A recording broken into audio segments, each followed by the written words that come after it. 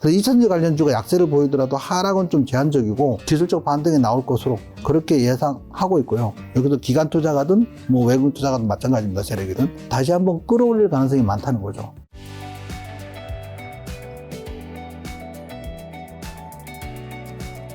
원장님 모시고 주식시장에 대한 여러 이야기 좀 여쭤보려고 하는데요. 현재 한국이나 미국 증시 점검 및 앞으로 좀 전망 좀 해주신다면요. 오늘 파월 의장이 좀 매파적 발언을 다시 한번 내놓으면서 이제 미국 30년 국제 수익률이 좀 올라가고 그러면서 이제 미국 증시가 좀 소폭 하락해서 마감을 했는데요. 사실 S&P 500은 8일 연속, 나스닥은 9일 연속 상승했기 때문에 뭐 어떻게 보면 오늘 하락은 그냥 뭐 받아들일 수 있는 그런 수준으로 봅니다. 그러니까 바꿔 말하면 파월 연준 의장이 좀 매파적 발언을 냈지만 시장에서는 거기에 대해서 민감하게 반응하지 않고 있다. 이미 면역이 되었다. 뭐 이렇게 생각하는 것 같고요.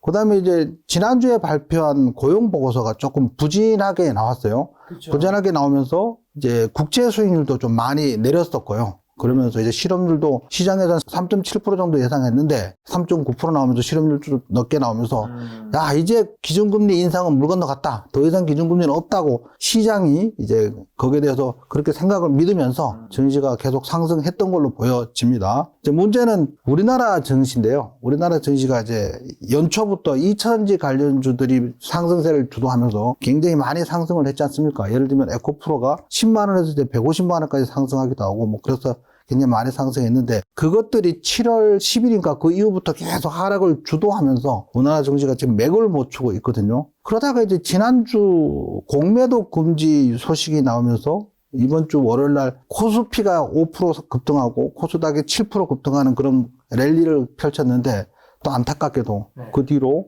계속 하락하고 있어서 좀 몹시 좀 안타까운 부분이 있습니다. 뭐 그런데 이제 오늘 하락은 이제 어제 테슬라가 한 5% 이상 하락하면서 그 이유는 이제 미국 자동차 노조 연합에서 도요타하고 테슬라 노동자들도 자동차 노조에 가입해야 되는 거 아니냐. 이 부분에 대해서 바이든 대통령이 지지한다고 선언하면서 아마 테슬라가 5% 정도 하락한 것 같습니다. 그 영향으로 현재 시각 이제 우리 2차전지 관련주가 약세를 보이면서 역시 코스닥은 좀 약세를 보이고 있습니다. 앞으로 좀 어떻게 될 거라고 보세요? 한국 증시는? 저는 이제 몇 가지 제가 예를 들었었는데 첫 번째는 2차전지 관련주가 상반기에 시장 상승을 주도했지만 그 뒤로 굉장히 7월 이후로 굉장히 많이 하락해서 고점 대비 50% 이상 하락했거든요. 그렇게 많이 하락한 상태니까 사실 주식이라는 거는 마냥 상승하지도 않지만 마냥 하락하지도 않거든요. 그렇죠. 그래서 2차전지 관련주가 약세를 보이더라도 하락은 좀 제한적이고 기술적 반등이 나올 것으로 그렇게 예상하고 있고요. 그 외에 이제 그동안 많이 올랐던 신용 잔고도 사실 많이 빠졌습니다. 막 12조에서 7조까지 막 굉장히 많이 빠진 뭐 그런 상황이니까 몇 가지 요인으로 인해서 뭐 우리 증시가 좀 반등이 나오지 않을까 이렇게 예상하고 있습니다. 자, 이번 주에 또 가장 큰 뉴스는 사실 공매도 금지였잖아요. 그걸로 인해서 증시가 완전히 역대급으로 폭등도 했다가 그 다음 날엔 또 하락도 했다가 굉장히 복잡하던데 공매도 금지 어떻게 보시고 앞으로 향후 시장에 미치는 영향이랑 공매도 금지 상황에서 유리한 투자 방법 같은 거 뭐 있나요? 일단은 이제 10월 15일 날 금감원에서 갑자기 이제 불복 공매도 적발해서 막 보도자료를 냈었는데요. 이제 글로벌 투자은행인 BNP 파리바하고 HSBC 은행이 이제 불복 공매도를 했다. 주식을 차입 공매도를 했기 때문에 적발을 했다고 대대적으로 나오면서 지금 시장에서 개인 투자자들은 공매도 금지를 계속 외치고 있었잖아요. 뭐 그런 상황에서 그게 나오면서 지난 주말에 급작스럽게 공매도 금지를 선언을 했어요. 내년 상반기까지. 사실 이거는 지나고 나니까 정치적인 결정이었어요. 여당에서 이제 공매도 금지를 제안을 하고 그 금감원이나 금융위원회에서 받아들인 그런 것 같은데 사실 공매도는 시장에 다 필요한 제도니까 선진국이나 뭐 OECD 대부분의 국가들이 그걸 하고 있는 거거든요. 예를 들면 기관 투자가들은 상승장에도 수익을 내야 되지만 하락장에도 하락이 예상될 때도 공매도를 쳐서 수익을 내야 되는 롱숏 전략을 구사하고 있는데 공매도를 금지시켜버리면 우리나라가 굉장히 매력적이지 않은 시장이 되는 거죠. 외국인 입장에서는. 물론 거기에 이제 부작용도 있고 뭐 일부는 이제 불복 공매도도 있고 또는 공매도를 걸어놓고 일부는 이제 주가를 고의로 하락시키는 경우도 있긴 한데 대부분은 많이 오른 종목에 하락할 가능성이 있기 때문에 공매도를 치는 게 일반적이거든요. 그 다음에 너무 많이 오른 종목이 공매도가 없으면 세력들이 굉장히 많이 끌어올려서 작전이 판치는 장이 어지러운 시장이 될 수도 있어요. 우리 개인 투자자들은 이상하게 생각하는 게 뭐냐면 막 급등하고 급락을 하는데 나는 급등을 다 먹을 수 있을 거라고 생각하고 급락은 나는 거기에 해당 안 될 거라는 잘못된 생각을 할 수도 있는데 사실 요번에 거기 라더견 사건의 그 삼천리라든지 뭐 얼마 전에 그 신풍제지 뭐 이런 사건들이 벌어진 것처럼 대부분 이제 공매도가 없는 종목들을 갖고 끌어올리고 그 문제가 되니까 급락을 했는데 그 피해는 사실은 개인들이 고스란히 받는 거거든요. 그래서 올라가는 것만 생각하면 공매도가 없는 게 좋을 것 같긴 한데 하락이 제한적일 것 같은데 그렇게 너무 많이 오른 상태에서 문제는 개인들은 주가가 많이 올라야 관심을 갖고 영원히 상승할 것처럼 막 쫓아가는 경향이 있어요. 거기다가 이제 세력들이나 이제 기관 투자자 외인들은 차익 실현을 해버리니까 이번에 이제 2차전지 관련주 급락하듯이 그런 피해를 개인 투자자들이 훨씬 많이 볼 것 같습니다. 그래서 저는 이제 공매도 금지는 절대 하면 안 된다고 생각을 하고 주장을 평소에 해왔었는데 뭐 정부에서 공매도 금지를 했으니 아쉽고요. 그 다음에 이제 공매도 금지가 좀 어떻게 보면 좀 선진 금융 기법이잖아요. 그러다 보니까 우리나라가 이제 MSCI 지수 신흥국 지수에 편입이 돼 있는데 매년 이제 MSCI 선진국 지수에 편입이 되지 못하고 그게 문제가 되고 있는데 근데 사실은 선진국 지수에 편입이 되면요. 우리나라하고 GDP 규모나 경제 규모가 비슷한 캐나다가 MSCI 지수 내에서 벤치마크들이 갖고 있는 비중이 3% 정도 돼요. 2.9%, 3%. 근데 우리나라는 신흥국 지수에 포함되어 있으니까 0.9% 되거든요. 근데 만약에 선진국 지수에 편입이 된다면 전 세계에 있는 그 MSCI를 지수를 벤치마크로 하고 있는 거대 자금들이 일시에 우리나라 주식을 편입을 하게 되면 우리나라 증시가 일시에 굉장히 급등할 가능성도 있거든요. 근데 이제 그게 계속 차익들을 밀어주고 있는 상황에서 공매도 금지를 결정을 하면 이건 좀 더 요원해졌다. 좀 어려워졌다. 이렇게 볼 수 있는 관점에서 저는 이제 공매도 금지는 좀 잘못된 결정이지 않았나 이렇게 생각하고 있습니다. 자, 그럼 이제 유리한 투자 방법은요? 아까 말씀드린 것처럼 많이 오른 종목은 절대 사면 안 되겠죠. 피해야 될 거니까. 왜냐면 갑자기 급락할 가능성도 있으니까. 근데 문제는 이제 많이 오른 종목이 공매도가 없으면 더 많이 올라갈 수도 있다는 거죠. 여기에 우리가 포모라 그래서 올라간 종목을 내가 가지고 있지 않을 때 느끼는 그 불안감? 뭐 그런 게 조바심이 있을 수는 있는데 어쨌든 그거보다 향후 예측해서 올라갈 업종을 미리 매수하는 게 좋을 것 같습니다. 근데 쉽게 예를 들면 뭐 정치 인맥주를 싫어하는 투자자들도 굉장히 많긴 한데 이제 총선이 임박했잖아요. 이제 내년 4월에 총선도 임박했고 그 이후로 지나가면 이제 대선도 곧이어 준비가 될 거고 뭐 그런 정치 인맥주도 지금 한산할 때 보통 이제 그때 막 임박해서 막 올라가면 쫓아서 사거든요. 그러면 안 되고 한산할 때 좀 모아가는 방법이 있을 것 같고요. 또 2차전지 관련주 지금 많이 빠졌는데 기술적 반등을 준비하고 있으니까 하락할 때 막 절망할 게 아니고 주시장을 도망가 이게 아니고 조금씩 모아가면 뭐 그게 주도주가 될 종목을 미리 조금씩 모아가는 투자 전략이 좀 필요할 것 같습니다. 미리 많이 올라간 종목을 더 올라갈 거라고 쫓아 사면 좀 큰 충격을 받을 수도 있거든요. 예. 자, 지금 말씀하신 지금 2차전지 종목 요즘 요동 쳤는데 좀 앞으로 어떻게 보세요? 2차전지 관련주들은 이제 올 1월 달부터 시작을 할 수밖에 없어요. 이 얘기를 하려면. 그렇죠. 1월 달에 이제 그 굉장히 상승하기 시작해서 그 1월 달 상승하기 전에 작년에 테슬라가 엄청나게 하락을 했었어요. 2차전지 관련주의 그 지표는 이제 테슬라니까요. 거기다가 이제 일론 머스크가 트위터 인수한다 그래가지고 자사주 팔면서 자금 동원하고 그래서 더 많이 하락하고 그런 상황에서 이제 1월 달부터 2차전지 관련주들이 테슬라가 상승하면서 2차전지 관련주들이 상승하기 시작을 했는데 그 이후로 이제 상승하기 시작하면서 시장에서 너도나도 2차전지 관련주, 양극재 관련주를 이제 막 외치면서 굉장히 작년에 그 양극재 관련주가 실적이 굉장히 좋게 나왔었거든요. 그 다음에 리튬 가격 뭐 이런 것도 있고 그래서. 그런데 그게 영원히 갈 것처럼 이제 모든 시장에 있는 투자자들이 다 일시에 2차전지에 투자를 하면서 이제 밈주식화 되는 바람에 예상보다 너무 많이 오른 거예요. 사실 시장은 원래 펀더멘탈 대비 수급이 몰리면 사람들이 욕심을 갖고 매수하기 시작하면 오버슈팅 나오게 돼 있는 거거든요. 근데 이 오버슈팅 정도가 예상보다 너무 높았다는 거죠. 10만원짜리고 시중에서 이제 적정 주가 2, 30만원 얘기하는 게 150만원 갔으니까 너무 밈주식화 돼서 지금 많이 하락한 것 같습니다. 하락했는데 문제는 이제 고점 대비 50%씩 하락을 했는데 그럼 앞으로 어떻게 될 거냐 이런 고민이 있잖아요. 근데 저는 결과론적으로는 좀 더 오랫동안 가격 조정과 기간 조정이 필요하긴 한데 고점 대비 단기간에 50% 하락한 상태니 이게 기술적 반등이 반드시 나와야 된다고 생각을 하고 있어요. 기술적 반등이 나오는 이유는 그거죠.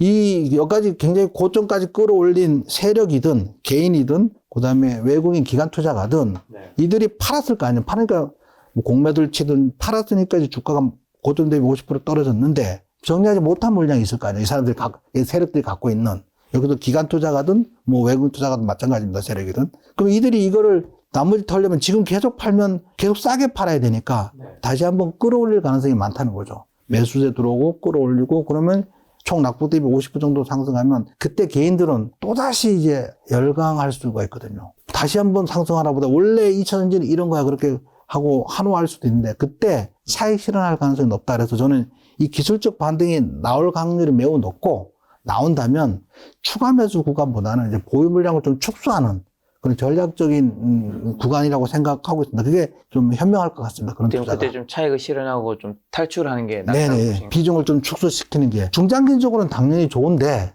일단은 단기적으로 기술적 반등 이후에 좀 시간이 필요할 것 같습니다. 예. 자, 그럼 요즘에는 외국인이나 기관, 개인 투자자, 동향 어떻고 누가 사고 누가 팔고 있나요? 보통 이제 매달 그 10일쯤에 빠르면 8일, 늦으면 12, 13일 금감원에서 외국인 증권 투자 동향이라는 보도 자료를 발표를 해요. 이번에도 이제 11월 8일 날 10월 외국인 증권 투자 동향을 이제 보도했는데 거기에 따르면 10월 달 이제 외국인이 3조 1120억을 순매도했고요. 상장 채권도 이제 6,960억 원을 이제 채권이니까 이제 매도가 보다는 해수. 채권을 팔아도 돈을 회수했다. 이렇게 해서 순회수를 해서 총 이제 외국인 쪽으로 돈이 빠져나간 게 3조 8천억 원 정도 됩니다. 그런데 이제 10월 말 기준으로 우리나라 상장 주식의 외국인 자금이 624억 원으로 전체 시가총액의 27%가량 돼요. 근데 이게 예전에는 막 32%까지 됐었어요. 그러니까 외국인 자금이 그 정도 그 사이에 굉장히 많이 빠져나간 상태인데 지금도 이제 빠져나가고 있다는 게 이 부분이 조금 안타까운 부분이긴 합니다.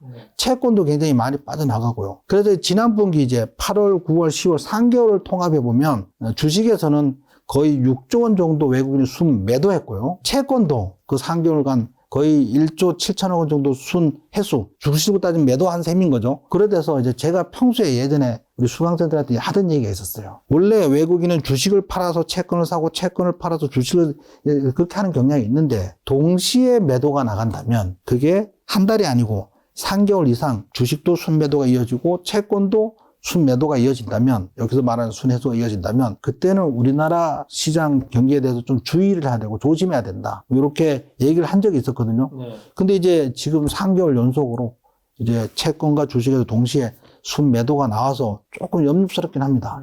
예. 자, 그럼 이제 2024년 반도체 업황 좋아진다. 반도체 좋게 보는 분들 굉장히 많은데 정말 좀 기대해도 좋은지랑 우리 국민주, 삼성전자, SK하이닉스 전망은요?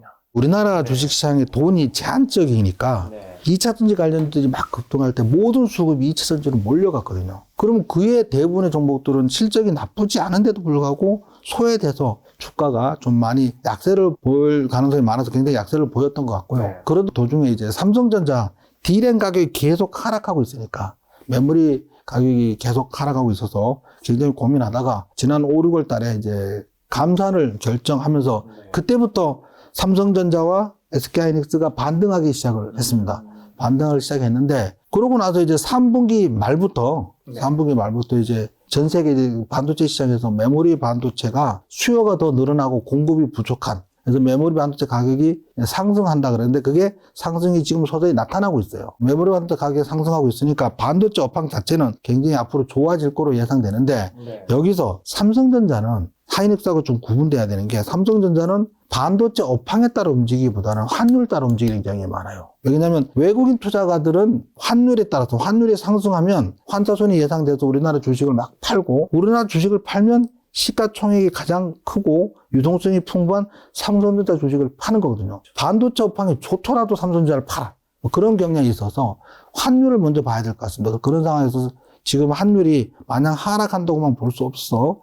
반도체 업황이 좋더라도 삼성전자는 조금 열애로 또 따로 생각해야 될 것 같고요. 한율하고 같이 해서. SK하이닉스는 저는 굉장히 좋다고 생각을 하고 있어요. SK하이닉스는 안 그래도 2008년부터인가 고대역폭 메모리 그래가지고 HBM3를 굉장히 연구를 하고 뭐 먼저 개발을 해서 2020년부터 엔비디아에 납품을 하고 뭐 이렇게 선제적으로 나가서 거기서 어떻게 보면 삼성전자를 이 부분에 대해서는 좀 압도하고 있었거든요. 물론 이제 최근에 지난달 말에 삼성전자도 HBM3를 엔비디아에 납품한다는 소식에 삼성전자가 막 4% 급등한 적은 있었어요. 근데 좀 SK하이닉스에 비하면 많이 늦은 셈이 된 거죠. 어쨌든 이렇게 SK하이닉스가 굉장히 선제적으로 치고 나가고 있고, 그 다음에 반도체 업황이 좋아지고, 그렇다면 남은 4분기 이후 내년 상반기까지 계속 SK하이닉스 주가가 좀 좋지 않을까, 이렇게 예상하고 있습니다. 삼성전자는 그럼 환율과 연동이 좀 되어 있다고 했는데 앞으로 환율은 좀 어떻게 보시는데? 이게 좀 말씀드리기가 걱정스러운 부분이 있어요. 왜냐하면 아까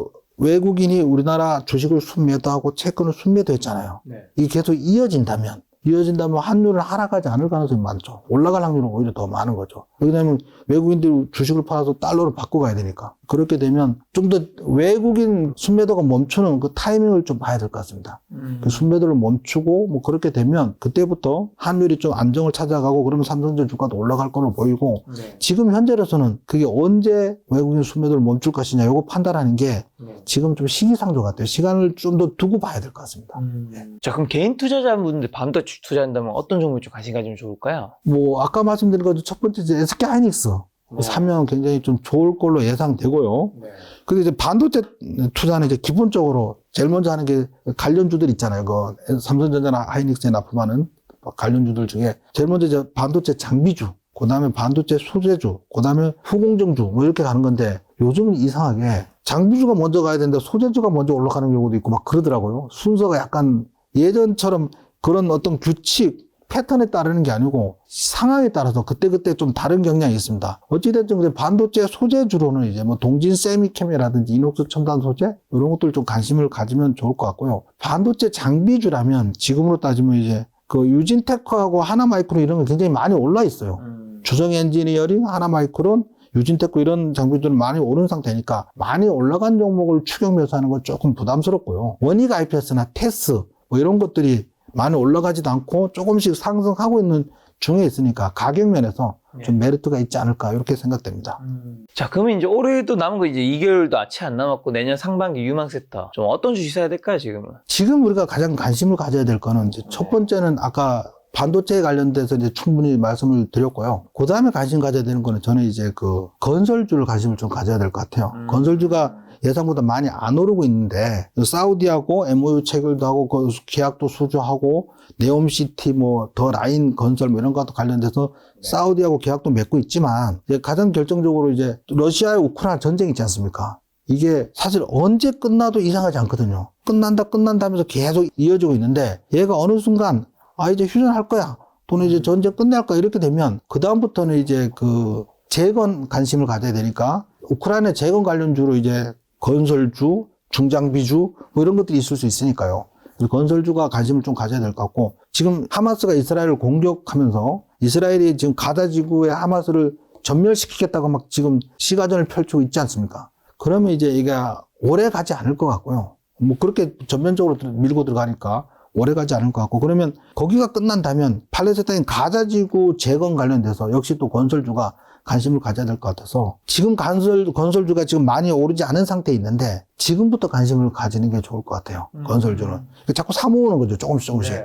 그러다 보면 올 연말이나 또는 내년 상반기 이내는 굉장히 크게 올라 있지 않을까. 그때 되면 이제 뉴스가 뭐 재건주하고 주도주 막 얘기하면서 건설주를 얘기할 텐데 그때 이제 사실 기관이나 외국인들은 차익 실현할 가능성이 높거든요. 우리는 먼저 기관이나 외국인처럼 지금 사모해야 된다고 생각을 하고 있습니다. 건설주라면 좀 어떤 회사들이 해당될까요? 건설주라면 가장 뭐 큰 건 이제 현대건설, DL건설, 옛날 그 대리며 DL건설, 그다음에 해외 플랜트에 주로 하고 있는 삼성 엔지니어링, 뭐 HD 현대건설 기계 뭐 이런 종목들을 좀 관심을 가지면 좋을 것 같습니다. 자, 그럼 지금까지 좀 한국 주식 종목이라든가 섹터 얘기해 주셨습니다. 미국 주식은요? 미국 주식 중에서 혹시 좋게 보는 회사 있나요? 제가요, 그 수강생들한테 계속 연초부터 계속 얘기했던 게 우리나라가 지금 GDP 대비 정부 부채가 40%를 넘으면 안 된다고 하는데 60%가 넘어간 상태에 있고요. 이거에 대해서 IMF나 무디스나 이런 신용평가사에서 경고하고 있는 상황이고요. 그다음에 가계 대출이 굉장히 많이 올라 있어요. 가계 대출이 너무 많이 가계 부채가 너무 많이 올라 있어서 그건 역시 경고하고 있고요. 최근에는 이제 신용 회복을 신청하는 사람들도 역대급으로 늘어나고 있고 부동산도 이제 경매가 굉장히 늘어나고 있습니다. 지금 중소기업이나 자영업자 파산도 굉장히 많이 늘어나고 있어요. 이게 뉴스에 간혹 나와요. 간혹 메인으로 막 도배는 되지 않는데 간혹 나오고 있는 뭐 그런 상황이어서 저는 이제 내가 가진 자산의 50%는 무조건 달러로 바꿔서 미국 주식에 투자를 해라. 이걸 계속 강조를 하고 있고요. 미국 주식에 투자하면 좋은 점은 첫 번째는 미국 주식은 역대로 계속 상승만 했습니다. 예를 들면 2007년에 우리 코스피가 2000인데 지금도 2000 언저리잖아요. 코스피 지수가. 근데 미국은 2009년 저점 대비 코로나19 최고점, 직전 고점까지 S&P 500은 6배 올랐고요. 나스닥은 9배 올랐어요. 그리고 지금 이제 조정받고 있는 중이긴 한데 다시 한번 수급이 몰리고 금리 인하 얘기가 나오면 다시 한번 랠리를 펼칠 것으로 그렇게 예상을 하고 있는데 미국 주식은 계속 상승하고 있는 거죠. 그래서 내가 가진 자산을 미국 주식에 투자하는 건 요즘은 투자하는 당연히 그게 트렌드 같고요. 두 번째는 만약에 우리나라 경제가 어려워지면 지금 환율이 1,300원, 50에 뭐 한때는 1,400원까지 갔었잖아요. 만약에 이게 부도율이 높아지고 경매가 높아지고 그 경기가 굉장히 좀 나빠지면 그 환율이 굉장히 많이 오를 거고 환율이 많이 오르면 미국 달러로 갖고 있는 내 자산이 굉장한 파워를 발휘할 거로 그렇게 생각하거든요. 뭐 그렇게 안 돼야 되니까 안 되겠지만 혹시 그렇게 되더라도 우리나라 경제가 어려워지더라도 환율이 급등하더라도 달러 자산을 갖고 있으면 그게 오히려 기회가 될 수도 있다. 두 가지죠. 미국 증시 자체가 계속 상승만 했기 때문에 투자의 성과도 굉장히 좋을 걸로 예상되고 혹시 우리나라가 좀 만약의 경우 어려운 일이 생긴다면 환율이 급등할 때 달러로 갖고 있는 내 자산은 그때 어마어마한 무기가 될 수도 있다고 생각합니다. 자, 그러면 이제 어쨌든 지금 투자하라고 하셨으면 어느 종목이야?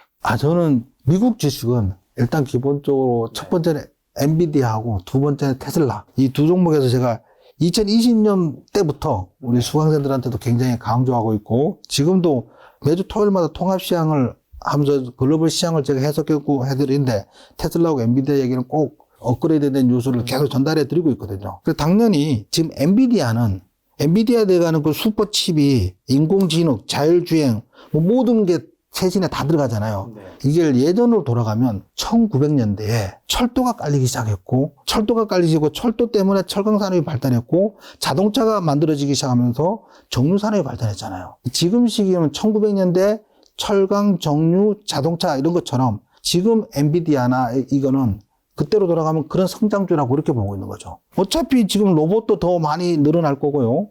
그 다음에 챗 GPT처럼 지능형 인공지능, 요것도 슈퍼컴퓨터가 점점 더 늘어날 거고, 슈퍼 클라우드가 또 굉장히 늘어날 거고, 그래서 엔비디아의 성장성은 얼만큼 성장할지, 사실 지금은 예측이 좀 어렵다, 미래 일이기 때문에. 하지만 많이 성장할 거는 확실하다. 이렇게 보고 있고요. 이제 테슬라는 테슬라 올해 전기차 판매 목표량이 180만 대예요. 근데 지금 시장에서 내연기관 차량이 전체적으로 팔리는 게 한 5천만 대에서 6천만 대 되고, 그 중에 이제 일론 머스크가 2030년까지 전기차를 2천만 대 팔겠다. 뭐 그렇게 선언을 했고요. 그러기 위해서 지금 뭐 베를린 공장 짓고 상하이 공장도 짓고 멕시코 공장 물론 연기를 발표했지만 멕시코 공장도 짓고 있고요. 거기에 이제 인도에서도 공장 짓는다고 하고 인도네시아에서도 공장 짓는다고 하는 게 그게 그렇게 공장을 지면 2천만 대 만들어 팔겠다는 거거든요. 근데 지금 180만 대 파는데 2030년 그러면 얼마 안 남았습니다. 근데 2030년에 이제 2천만 대 만들어 판다고 하니 당연히 주가는 지금보다 훨씬 많이 올라야 되겠죠. 그래서 아크 인베스트먼트의 캐시우드, 돈나무 언니는 지금보다 10배 간다고 이렇게 뭐 몬테카를로 기법? 그게 이제 그 주식 분석하는 기법으로 몬테카를로 기법으로 해서 지금보다 10배 간다 이렇게 주장하기도 하고요. 그다음에 저분 거기 와튼스쿨에 은퇴한 교수님 그분도 이제 지금보다 4배 이상은 상승할 거다 뭐 이렇게 얘기를 하고 있고요. 우리가 일반적으로 상식적으로 생각을 해도 전기차는 늘어날 거거든요. 전기차가 늘어날 수밖에 없는 이유는 단순합니다. 내연기관 차량보다 편리하고 그다음에 유지비가 적게 들거든요. 근데 불리한 점은 가격이 좀 비싼 거야. 가격이 비싼 거를 정부 보조금으로 지금 전기차 공급을 늘리고 있는데 지금 배터리 가격이 점점 낮아지고 자동차 가격도 점점 낮아지고 있기 때문에 결국은 전기차 가격도 낮아지고 심지어 미국 인디애나주인가? 거기서는 보조금을 받으면 모델 3가 토요타 캠리보다 판매가가 싸진다고 합니다. 연방정부 보조금과 주정부 보조금 다 합치고 막 이렇게 되면 그 캠리보다 싸지면 당연히 전기차를 탈 수밖에 없거든요. 아니 연료비도 적게 들어, 유지비도 적게 들어, 엔진 오일도 안 갈아도 돼, 고장도 잘 안 나 얘가. 그 기가 막힌 거거든요. 그래서 전기차가 늘어날 건 당연한 거고, 그러니까 테슬라가 아직도 갈 길이 멀다 이렇게 생각하고 있습니다. 그럼 그 밖에 미국에 또 테크주들 뭐 유명한 회사들이 많은데 다른 기업들은 또 어디가 있을까요?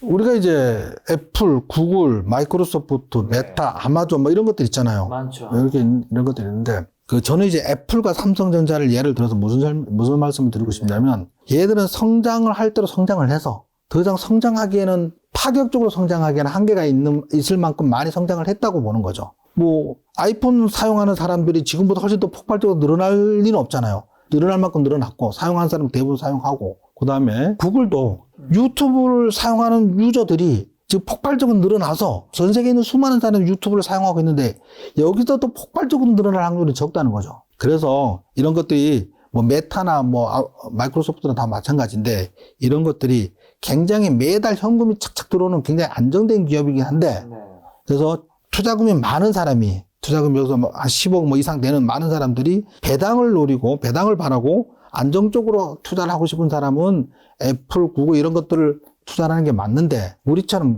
수많은 개인 투자자들은 사실 투자금이 많지 않지 않습니까? 그분들한테 배당금을 노리고 장투를 하라는 건 좀 현명하지 않은 것 같고요.